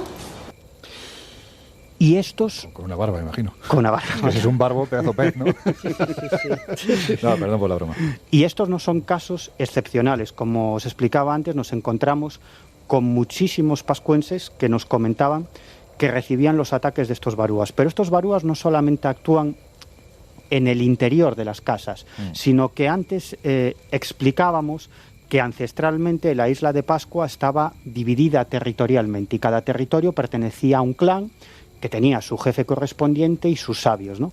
Bueno, pues cada uno de estos clanes tiene sus barúas tradicionales y por lo tanto, aunque ahora esto, digamos que ya no hay esta división territorial en Isla de Pascua, lo cierto es que todos saben más o menos a qué clan pertenecen y los barúas de un clan están contenidos dentro del territorio tradicional de ese clan y suelen atacar a los descendientes de otro clan que entran en su territorio. Y esto es lo que nos explicaba Sergio, otro pascuense con el que tuvimos la oportunidad de hablar. Mira, antes de que pongas yo irte a dormir a casa de la amiga del cole, mejor no. No puedes, pero además no recuerda antes de que Miguel ponga el que seguro que es su último corte. No recuerda, por ejemplo, lo que ocurre en Canarias, por ejemplo, con los guanches. Hay zonas sagradas, especialmente alrededor del Teide, ¿no? La Teida, como llaman ellos, pues que sería la casa de Guayota, más o menos, para que se hagan una idea, quienes nos están escuchando, sería lo más parecido al infierno. Bueno, pues dentro de la creencia guanche, en estos lugares sagrados se aparecen unas figuras conocidas como tibicenas, que son una especie de perros del infierno. Bueno, la creencia guanche es que son como hologramas. Se aparecen cuando alguien intenta pasar a ese lugar sagrado sin tener permiso. En el momento en el que te retiras, desaparece, es decir, no te ataca. Es parecido, lo que pasa es que en este caso se atacan, ¿no? Sí, en el fondo es el mismo fenómeno en diferentes contextos culturales, que yo creo que esto es algo que se repite en muchas partes del mundo, es, como digo, el mismo fenómeno adaptado a distinto contexto cultural. Si queréis escuchamos a Sergio. Venga, dale. Vamos. Si me corta la respiración o me están apretando el cuello, no sé. Aquí. Contáis todos. Incluso cuando entráis en alguna zona que no pertenece a vuestra familia, sobre todo, ¿verdad? Sí, aquí hay sectores que corresponden a familias. Y hay familias que no pueden entrar a los otros sectores porque no les corresponde. Entonces los espíritus de ese lugar protegen a su gente. No quiere que entre más otra gente en ese lugar. Estábamos escuchando al final de ese testimonio otra voz que no era la tuya, Miguel. Sí. De alguien que habitualmente suele andar por Isla de Pascua porque es uno de los, de los grandes expertos y sobre todo de las personas que más disfruta con el misterio que hay aquí. Laura, ¿te parece que nos vayamos cerca de la laguna del Rano Raraku? Dejamos a estos dos aquí al calor del fuego, porque yo sé que Miguel, con lo friolero que es, no se va a venir. No. Y nos vamos a ver a la persona que nos está esperando ahí. Venga, pues vámonos. Muros de factura inca, moai con perillas faraónicas, torres de piedra levantadas como las que otras culturas del Mediterráneo hicieron en el pasado, una escritura extraña, el éxodo de los habitantes de una isla hundida como la Atlántida, y en medio de esa sopa de misterios los Aku Aku, los espíritus de la isla. Decididamente a Juan José Benítez y a mí, la isla de Pascua nos ha proporcionado más de un quebradero de cabeza. Él ha vuelto en otras ocasiones para tratar de profundizar en sus secretos. Y yo terminé en Pakistán empujado por el misterio de las tablillas Rongo Rongo, que a cualquiera que vaya allí le sucederá algo parecido. Porque todo está a la vista, tangible. Uno tiene la certeza de que la solución está allí mismo, pero es incapaz de encontrarla. Es algo irritante, como tener delante todas las piezas que componen un puzzle y la menor idea de cómo encajar unas con otras. Bueno, pues yo reconozco que hace muchos años que tengo una debilidad, que son los trabajos de un explorador. Siempre hemos dicho, este joven explorador ya va siendo cada vez menos joven, pero cada vez es mejor explorador, que es, bueno, lo habréis visto seguramente muchos de vosotros en un programa que se emitió en Movistar Cero, llamado La Búsqueda, con Diego Cortijo. Hola Diego, ¿cómo estás? ¿Qué tal, Loren? ¿Qué tal, Laura? Buenas. ¿Cómo estáis? ¿Cómo Vaya va? sitio para encontrarnos, ¿no? Bueno, Sí. oye, mejor que el centro de Madrid, aunque a mí me encanta el centro de Madrid, pero este lugar está muy bien, ¿no? Este sitio quizás sea de los más mágicos, ya no solo de la isla, sino imaginaos del planeta, ¿no? Este cráter tan mágico, esta laguna de agua dulce, en medio de un volcán, en medio de una isla, en medio del océano, pues un sitio muy especial donde efectivamente aquí nacían esos moais que tanto nos fascinan a todos. Oye, Diego, ¿qué sientes en un sitio como este? Pues es difícil de explicar, porque Rano Raraku es donde todo nació, donde todo surgió, y el volcán, el interior de este volcán, el cráter, es como uno de los lugares más mágicos, porque la isla la llaman muchos la isla del viento, porque constantemente está azotada por un fuerte viento que a veces no te deja ni descansar, ¿no? Pero uno, cuando está en el interior del cráter, se produce una extraña calma donde todo para, donde ni siquiera los pequeños juncos que crecen a la orilla del cráter se mueven. Y es un sitio donde siempre me gustaba ir a merendar, a pasar las noches y a intentar encontrarme con esta isla, porque aquí ocurren muchos misterios, ocurren muchos fenómenos, y me han contado cantidad de sucesos que han ocurrido alrededor de este cráter. Y cuando uno recorre toda esta gran cantera que habéis estado viendo para llegar aquí y acaba el camino en este lugar de tanta calma y tanta paz, lo convierte en algo mucho más especial. ¿Y cuántas veces has estado en Pascua? Pues esta será mi 5ª vez ya. Wow, no está mal, ¿eh? 5 veces. Oye, estabas hablando de fenómenos extraños que has oído hablar de ellos. En fin, me he quedado con la copla. Cuéntanos algo. Pues seguro que ya lo has hablado muy bien con tus compañeros. Efectivamente, Rapa Nui es uno de los puntos donde existe una enorme fenomenología, como quieras decirlo, asociada no solo a los altares, no solo a los moais, sino seguramente hacia los volcanes, hacia esos ojos que miran al cielo. Pues quién sabe por qué. Quizás Isla de Pascua, Rapa Nui, es un punto caliente, es un punto donde convergen las energías tectónicas. Esas energías telúricas hacen que surjan estos puntos de tierra en medio de la nada, pero esas energías están ahí. Entonces, quién sabe por qué hace que ocurran esta cantidad de sucesos, fenómenos y esta conexión tan especial con los propios habitantes, los propios nativos, ¿no?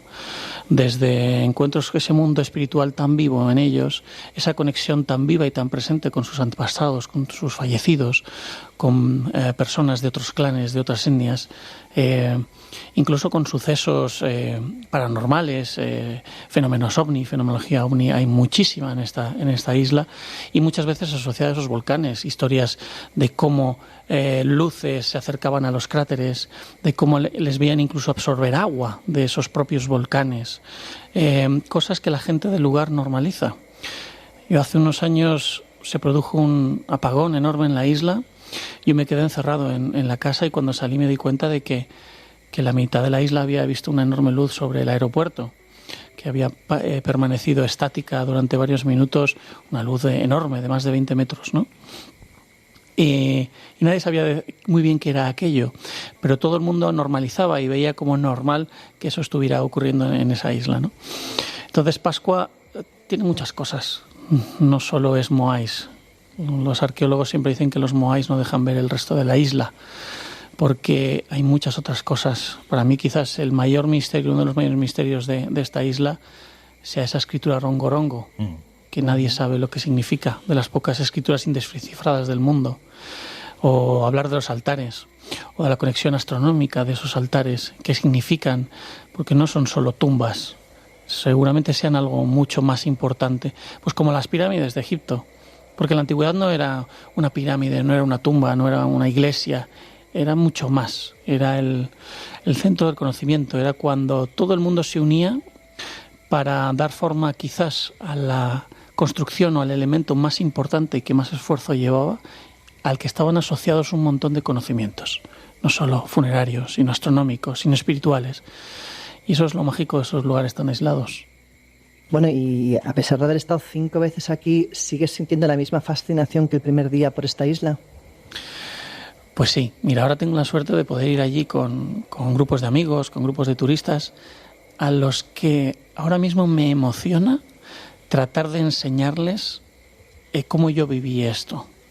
Tratar de transmitirles la magia de los lugares, porque sin información no entiendes muchas veces lo que estás viendo. Y Rapa Nui no es solo una arqueología. Rapa Nui se fundamenta en la magia y en el mana, en la espiritualidad que rodea la isla y que inunda un sitio aparentemente tan pequeño, escaso de recursos y sin nada mucho más allá exótico que unos moais, ¿no? Pero tiene algo especial. Así que sí, me sigo fascinando cuando uno sale del avión y pisa este lugar tan aislado y se sube al volcán y mira a sus 360 grados y solo ve mar. Te das cuenta de que estás en un sitio muy singular. ¿Sabéis qué se me está ocurriendo en la maldad? A ver, cuenta. ¿Por qué no organizar un viaje de estos que hacemos con Diego como guía? Bueno, se puede plantear. A ver, yo creo que mejor experto y persona que ha experimentado pues todo lo que tiene que ver con la isla no vamos a encontrar. Bueno, pues a mí, mira, yo voy a pegarte el trabucazo ya directamente. ¿Para ti qué son los Moai? Ostras, ¿para mí qué son los Moai? Vaya preguntita, ¿eh? Mira, no lo saben ni los que llevan 40 años estudiando los Moai. Pues mira, los Moai seguramente sí, efectivamente, sea alguna especie de representación de los ancestros. Sea una forma de mantenerlos vivos. Ellos querían que fueran Aringaora, que fueran rostros vivos. Efectivamente, cuando el Moai finalmente era colocado sobre el altar, cuando era colocado el pukao o el sombrero, finalmente se le colocaban unos ojos de coral blanco. Ahí es cuando se convertían en rostros vivos. Pero el Moai estaba sobre el aju, sobre el altar, que era el sitio realmente importante. Era el lugar que los mejores altares, los más perfectos, los mejor construidos, los que tenían además orientaciones astronómicas, los que tienen los mejores Moais, es donde eran colocados. Pues además os puedo contar que la arqueóloga Joan Baltirbur ha llegado a unas conclusiones fascinantes excavando alrededor precisamente de estos Moais de aquí de la cantera, porque cuando uno empieza a excavar alrededor de estas grandes cabezas que vemos, que sabemos que debajo hay otros 10 e incluso hasta más metros enterrados bajo las faldas del volcán, pues ha encontrado restos de cultivo, ha encontrado restos de plátano o de algunos otros productos y han detectado que aquí en esta zona sí que se dieron los cultivos y que probablemente utilizaron los Moais como elemento sagrado para atraer la fertilidad del terreno en un sitio con escasos recursos como era esta isla, ¿no? Entonces, probablemente, y una de las cosas que a mí más me llamaba la atención y era más difícil para mí dar algún tipo de explicación, eran esos Moais que están aquí en el interior del volcán. Porque los que están fuera sabemos más o menos qué camino tomaban hacia esos altares en la costa. Pero los que están dentro del volcán, pues probablemente pudieran tener ese otro uso, atraer esa fertilidad.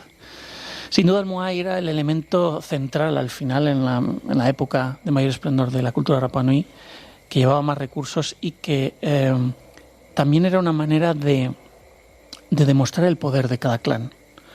Si un clan tenía 7 Moais y eran los más grandes, pues era una fuerza, un elemento que demostraba el poder de ese clan sobre los demás. El tamaño importa, ¿no? A ver, ¿cómo intuyes, qué opinas realmente sobre el tema del desplazamiento, que es uno de los debates que antes hemos abierto y que nadie parece tener una resolución clara, ¿no? Pues mira, del desplazamiento solo tengo una certeza, y es que los Moais caminaban. Es decir, los Moais eran trasladados de pie. Y eso lo vemos por la manera en la que en esa vía de los Moais, en el camino de los Moais, en el traslado hacia los altares, cómo están dispuestos, cómo están dejados caer sobre la tierra, enfrentados hacia el volcán en el que venían, ¿no? Da un poco la idea de que siempre venían de pies y se dejaban caer con la cabeza hacia el extremo, hacia abajo, o con la cabeza hacia arriba mirando hacia el volcán.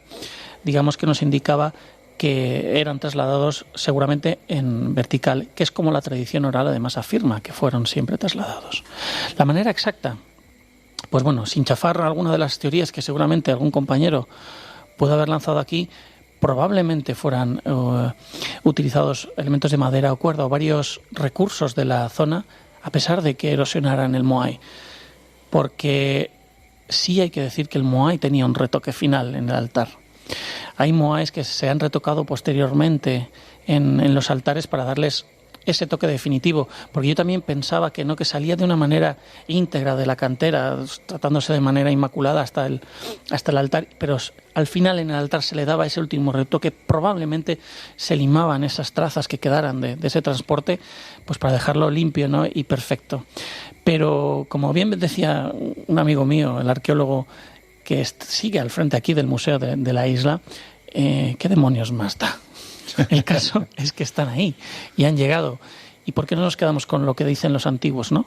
Que los Moais eran trasladados con el mana, con ese humo sagrado y el mana que hacía que ellos mismos caminaran hasta su lugar.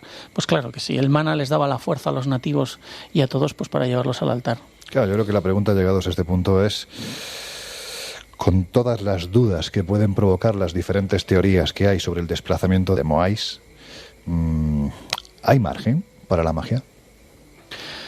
Hay margen para la magia y no tiene por qué estar en los Moais o en el traslado. La magia se da en lo que nosotros aplicamos a las cosas.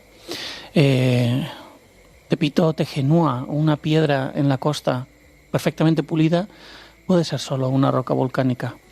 O puede ser la magia que nosotros le damos cuando la tocamos y lo convertimos en un elemento espiritual. Igual que las iglesias, cualquiera en nuestra cultura. La magia está en lo que nosotros y la energía que ponemos en las cosas. Ahí algo se impregna, ahí algo queda. Para mí la magia está en toda la isla porque mantiene viva esa conexión espiritual. Y es algo normal entre ellos. Yo mismo tengo mis amigos Rapa Nuis en redes sociales y hasta hace no mucho habrían conversaciones con este barúa, ¿conoce a alguien a este barúa que está molestándome? ¿Me pueden decir ahí cómo lo puedo echar? ¿En qué clan estuvo? Es algo normal entre ellos, ¿no? Preguntando por el vecino del quinto. No, yo creo que por le he oído, me da la sensación de que era un chileno muy mexicano, ¿no? Por el acento. Sí, no, a mí se me pegan los acentos, pero necesito estar en el lugar para cogerlos bien. Bueno, y la plataforma de Ajuwinapu es muy particular. ¿Por qué se trata de una construcción similar a los incas? ¿Podemos pensar que estuvieron en Pascua? Fíjate, eso es fascinante. El tema de la cantería por el mundo es uno de los temas que a mí siempre me ha fascinado más.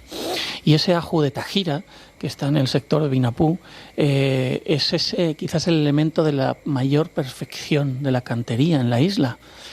Y además, como es el más perfecto, tiene un montón de orientaciones astronómicas, tiene un montón de elementos asociados muy importantes alrededor de ese altar. Y ¿por qué no podemos negar que efectivamente es igual a otras cosas que vemos alrededor del mundo? Igual a los bloques de Sacsayhuamán, igual a los bloques de Perú, a los bloques de Egipto, a los bloques de Etiopía, a los bloques de otros lugares del mundo donde existe esa manera de cortar la piedra y de trabajarla con cortes aparentemente caprichosos, con una piedra ligeramente convexa y que hace que la piedra encaje como si fuera una masilla que la aplastan y queda perfectamente engranada, ¿no? Me parece que será uno de los grandes misterios que la arqueología experimental no ha sabido explicar, que no se debe basar solo en frotar con abrasivos las piedras, porque se puede hacer, como se ha probado con piedras pequeñas, pero claro, a probar esa abrasión con sillares de toneladas y decenas de toneladas, pues es muy complicado. Pero las conexiones están ahí, y yo que creo que los pascuenses, los rapanuis, llegaron desde las islas, seguramente existió algún contacto con el continente y algún contacto con estas técnicas. Mira, antes hemos estado hablando, ¿no?, un poquito más abajo, con Jesús y con Miguel, la posibilidad de que el hombre del pasado, según las teorías difusionistas del gran explorador Thor Heyerdahl, realmente navegara las aguas de los 5 continentes. Esto podría ayudar a plantear, o por lo menos a resolver, el por qué en este sector de Vinapú se encuentra esta plataforma tan similar al tipo de construcción inca. ¿Tú qué opinas de las teorías de Heyerdahl? Bueno, Heyerdahl demostró que se puede navegar, pero seguramente los que mejor navegaban eran los polinesios, eran los que llegaron desde las islas, probablemente llegaron y volvieron. También se dice que probablemente Rapa Nui fuera uno de los últimos lugares en habitarse del planeta, por su situación geográfica. La conexión estuvo, la batata llegó, sin duda, eso no cabe duda. El camote estuvo en Rapa Nui. Son algunos elementos que evidencian que de alguna manera el contacto existió. Yo he visitado, si uno visita el Museo de Arte Precolombino en Santiago de Chile, verá que, por ejemplo, en la cultura mapuche existen unas tallas de madera que se llaman chemamul, que son moais, con su pucao y todo, exactamente, enormes. El contacto existió y el contagio de alguna manera se produjo. Pero los navegantes, sin duda, yo creo que fueron los polinesios. ¿Y qué decir del misterio del rongorongo? Si queréis lo comentamos, Lorenzo, porque no sé si has apuntado cuando Guillem de Gebesí asoció esas figuras del rongorongo con la escritura del Valle del Indo de Mohenjo-Daro. Hay quien dice que es absurdo, lógicamente es absurdo pensar en esa conexión, porque estamos hablando de una cultura del 2500 a.C.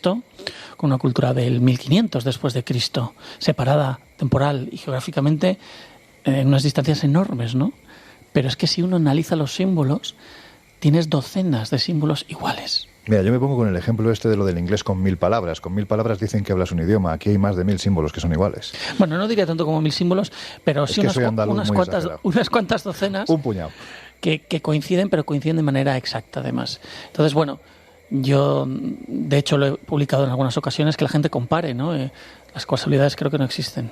Bueno, ¿y es cierto que hay moais y pinturas bajo el agua? Hay moais bajo el agua, pero ¿sabes por qué están ahí? Cuando los occidentales se los quisieron llevar, no pudieron trasladarlos. No pudieron con el peso. Ahí se quedaron. Esos son los moais que hay bajo el agua. ¿Y las pinturas? Pinturas rupestres hay en cuevas, pero no hay pinturas bajo el agua. Las pinturas que hoy se mantienen están apenas en Anacaitangata, que es una de las cuevas en la costa de la isla, que le llaman la cueva donde comían los hombres, ¿no? Representando un poco con esa especie de magia simpática para atraer la pesca y las aves. Yo sé por dónde va Laura, porque ya hemos hablado de este tema, pero hay un rumor, ¿no?, de que a unos metros de profundidad hay una cueva submarina que mantiene una bolsa de aire bastante estable y donde se han encontrado representaciones de pinturas de arte rupestre en los que se pueden apreciar pues una serie de figuras muy parecidas a las que hay en las cuevas de tierra, ¿no? Estamos hablando de figuras de hombres pájaro. Es un tema bastante curioso, pero en fin, porque no te queremos quitar tiempo, que sabemos que eres una persona muy reflexiva, a la que le gusta la soledad y más en un sitio como este. Oye, Diego, algún día resolveremos el tremendísimo enigma que esconde esta pequeña isla. Pues espero que no. Espero que no, porque si no la magia ya no tendrá gracia ir. Se perdería. Sí, al final, y tú lo sabes bien, lo importante no es saber tener las respuestas. Lo importante es que haya unas preguntas para hacer que nosotros vengamos aquí y que nos encontramos en este cráter y que sigamos preguntándonos y soñando, porque si no hay preguntas no hay camino, ¿no? Eso dicen, ¿no?, que lo importante no es el objeto de búsqueda, sino la búsqueda en sí. Es la parte divertida. Bueno, pues lo dejamos tranquilo, Laura. Sí, más que nada porque además nos tenemos que ir ya. Sí, además estos en cuanto se quedan un poquito solos, los dos niños se nos alteran un poco, así que vámonos con ellos. Diego, hasta otro viaje. Venga, nos vemos, chicos. Chao. Chao. Hola, soy Miguel Blanco, del Espacio en Blanco en Radio Nacional, y quiero mandar un saludo a todos los oyentes del Colegio Invisible. Y además felicitaciones por la nueva singladura. Adelante, el misterio continúa. Sabéis que a Isla de Pascua vamos a volver en muchas ocasiones y seguramente cuando uno habla de Pascua se quedan pendientes temas como los que a Miguel le apasionan, yo creo que a todos, ¿no? Pero especialmente a Miguel, como es el fenómeno ovni, o también la vinculación que, por ejemplo, tiene el pueblo que se acabó asentando en este lugar, porque quizás otro de los misterios es cómo llegaron a esta isla los primeros habitantes. ¿Y de dónde?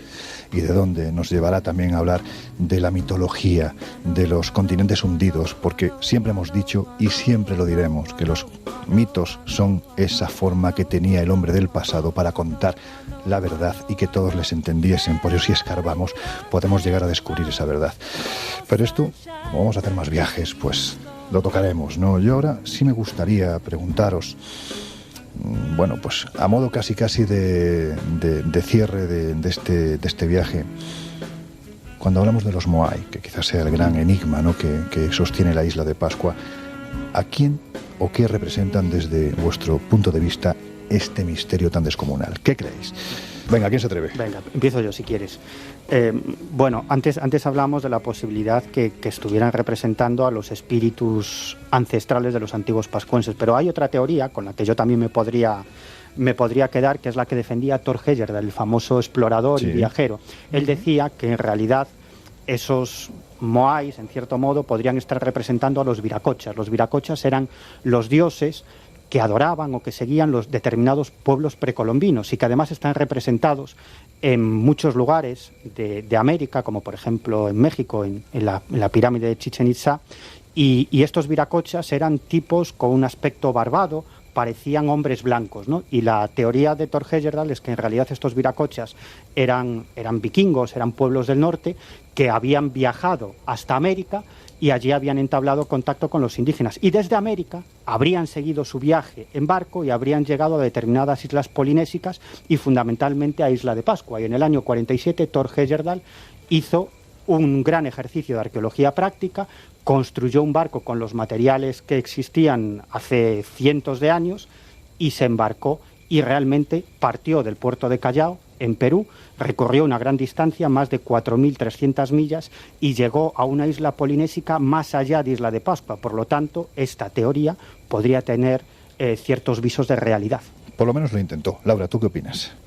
Bueno, de hecho, de ahí vendría un poco la leyenda o la historia real de las orejas largas y las orejas cortas, ¿no? De esas tribus que se suponen, una polinesia y otra de origen desconocido, que se suponen que en su momento poblaron la isla y que un poco son su representación, ¿no? Unos más corpulentos y con orejas más largas, otros más menudos y con facciones y orejas más cortas.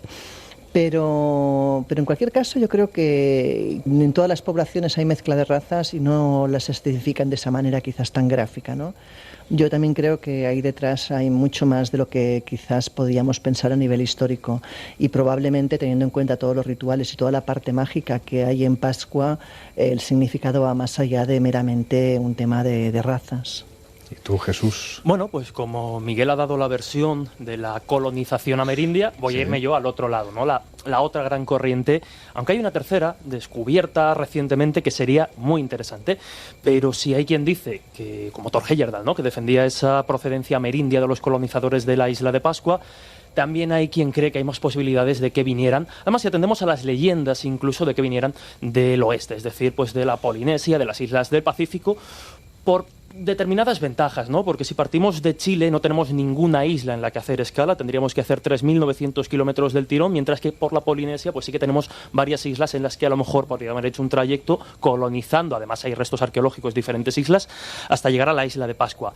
Hay una tercera posibilidad, y la dejo abierta para el futuro, ¿no?, cuando volvamos por estos sitios, y es que hay un misterio, y fíjate, voy a dejar esto casi como hype. Hemos hablado de los Moai, el gran misterio de la isla. ¿Cómo que ha dicho? Hemos hablado de los Moai, que sería el gran misterio. Estos millennials. Y hay otro, este es centennial ya. que sería la batata.